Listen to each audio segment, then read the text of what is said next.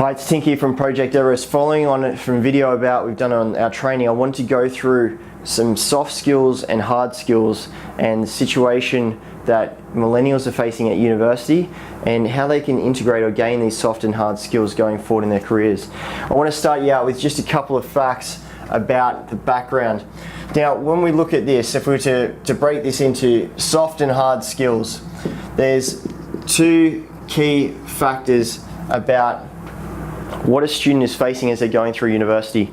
Firstly, the time that your parents went through university was completely different. You intuitively know that to what it is now. This thing called education inflation. When your parents going through university, they were getting a bachelor's degree. Well, nowadays, a master's is only worth what a bachelor's degree was back when your parents were going through. If your parents completed a bachelor's degree, they were going to get a guaranteed job and they were going to earn 100% of the average full-time male wage upon graduation. Nowadays, you're going to be earning in the low 70 percentile at best. And that's even if you get a job. If you look at the stats, there's research that shows that 4.7 years is when it takes from a graduate to get into the actual role that they are trained for or working towards. And full-time employment is going down.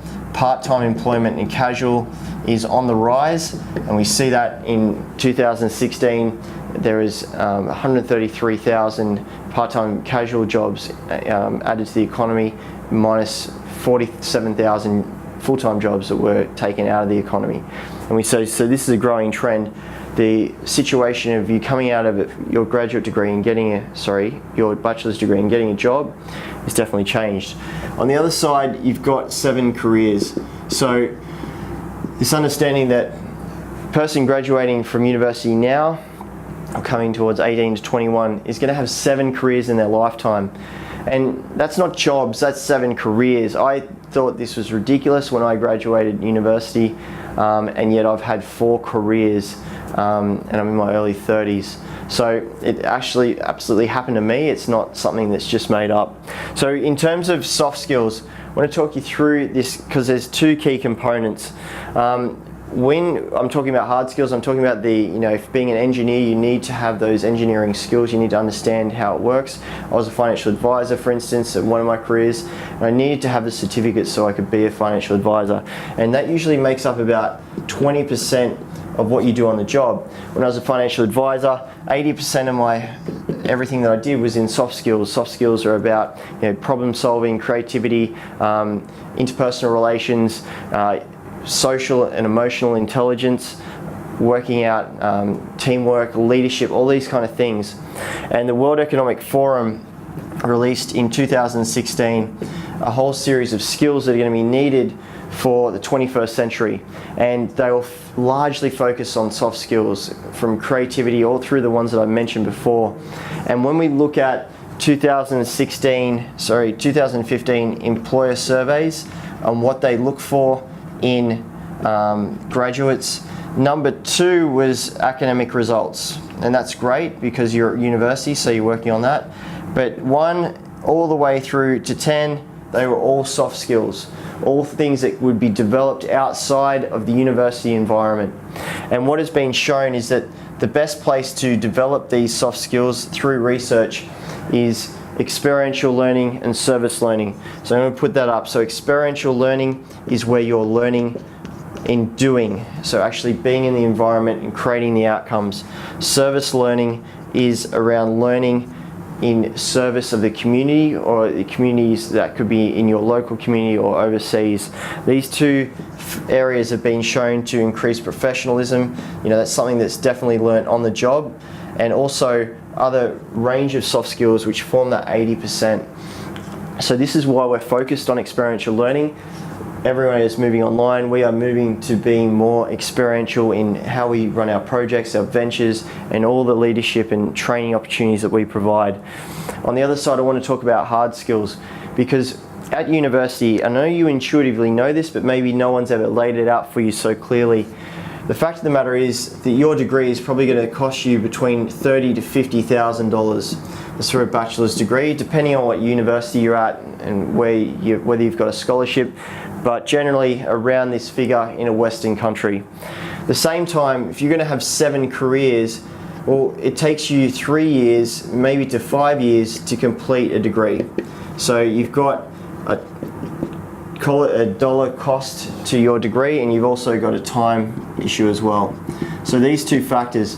So if you're going to have 7 careers and you need to upskill 7 times in your lifetime, let's times that by 7. So we're looking at $210 to $350,000 in cost over your lifetime, and what, between 35 years of your life spent learning the skills that you need to be employable according to the need to have 7 careers, and if you needed to go through a degree every time you change careers.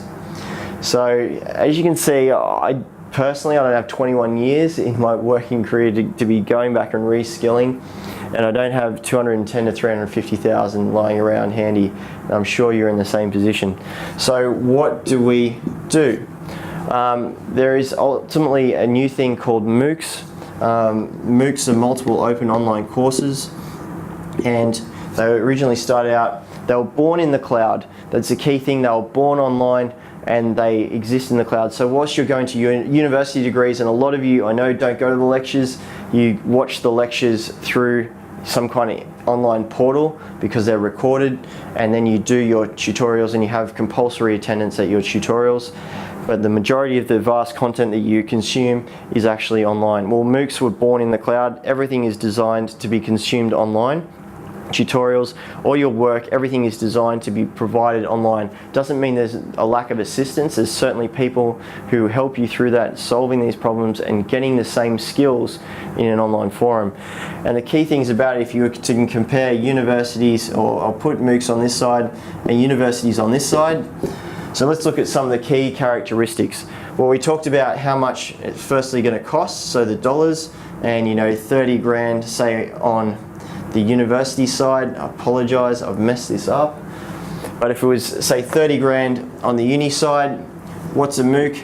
Well, it's anywhere between free or maybe in the hundreds of dollars. It's certainly not in the, it can be in the thousands, but it's usually rare. It's usually free to hundreds of dollars. What is the access like? Well, in a university, you've got to have a UAI, you've got to go through all this entrance, there's all this criteria for entry, whereas MOOCs is open access. So it's a case of they want to provide education to the mass. In terms of the education or who's teaching you, the lecturers are usually local, right? With a MOOC, they're the best in the world. They're the best in their field, and because they're to a global audience, that's how they get their word out. So these are some of the key criteria, and in terms of time, we're looking 3 to 5 years versus a MOOC is in own time, and often the skills are, can be gained in less than 6 months. So these are the key criteria in terms of understanding the opportunities for you to develop out your hard skills in a MOOC versus a university. But one of the key massive factors that happened recently in the last 3 to 4 months is that a MOOC called Udacity in America was the first multiple open online course that guaranteed employment upon graduation of their nano degree, which changed the game. I don't know any university in the world that guarantees employment at the end of their degree. They said basically the guarantee was, if you get employment at the end of this, we guarantee it, or you will get your money back that you paid for doing this course. An absolute game-changing moment for education, and I hope to open your eyes to the possibilities of what you could do on the hard skill side, and also understanding the soft skill side, and that this is actually where the importance is, and it's best gained through experiential learning, service learning. So in summary, you guys going through university are facing these problems or challenges. It's more difficult to find jobs, the jobs are disappearing, the whole nature of the economy is changing, and you're going to have 7 careers in your lifetime.